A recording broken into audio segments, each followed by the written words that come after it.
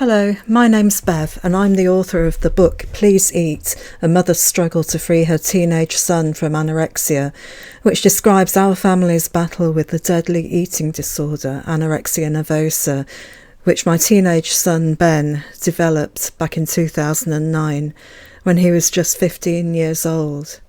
These are the final posts from July 2011, and the first one of these two final posts is from the 25th of July 2011, and it's called Back to Reality and Sorting Out All Those Outstanding Eating Disorder Bits and Pieces. Now that our successful week's holiday is over and Ben has finally ordered his new Xbox, putting some of the points money towards it, it's back to reality and working on all those outstanding eating disorder bits and pieces that still remain. This summer it's so important that we work on the social issues which were bugging Ben before the end of term and preventing him from resuming full days at school, and also leaving him lonely over the school summer break.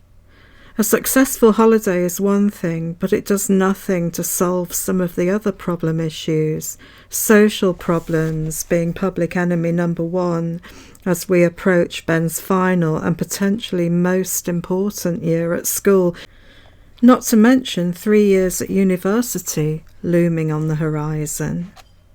On Friday we have a CAMS appointment with a psychiatrist who we haven't seen for a number of weeks. I am going to ask her to focus on the social problems, leaving me to focus on the eating and weight side of things.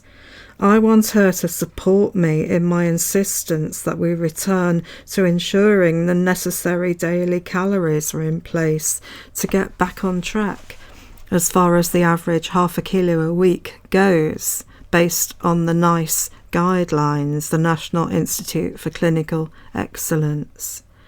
I believe she will do this, or at least I hope she will do this. The psychiatrist is aware that we need to work on the social stuff. However, despite regularly stating that we need to do some sustained work on whatever, Ben and she never seem to get round to it. This is because our sessions have had more of a firefighting focus over the past 20 months or so, damping down the flames of Ben's immediate reaction to weight gain or loss, or the latest thing that's getting him down.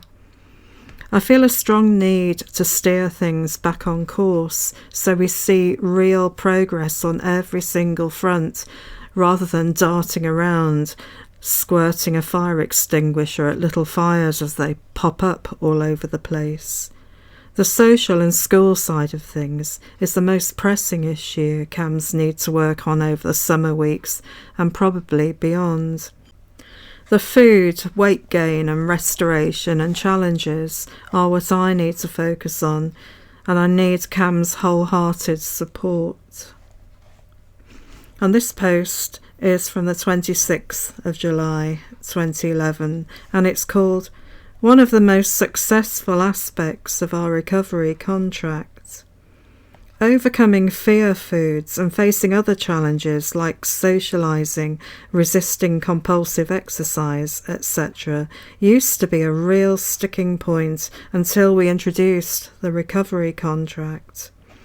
As well as checking the day's calories, keeping an eye on exercise parameters and generally talking about how the day has gone, the contract encourages challenges with points awarded for each challenge depending on how challenging it had been.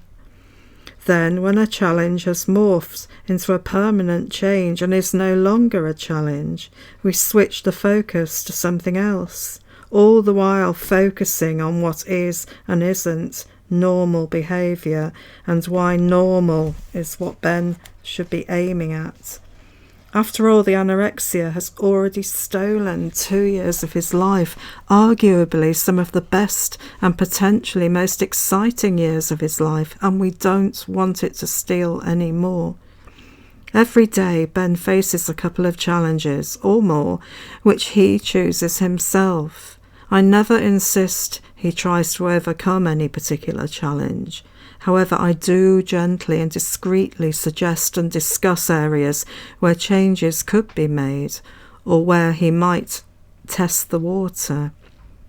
We're currently in week 18 of the contract, and although the weight gain hasn't been as consistent as I would like yet, the challenges are a real success story.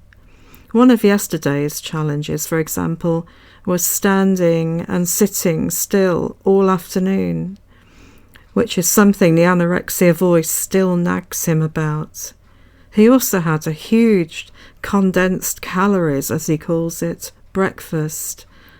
Even though I felt full halfway through, I still did it, he said. And today's challenges? I'm not sure yet, he says. It depends, really. I'll be doing this, that and the other, probably to do with my lunch. But the thing is, it's no longer a challenge if I'm finding something easy or don't need to think about it. And that's the end of that post.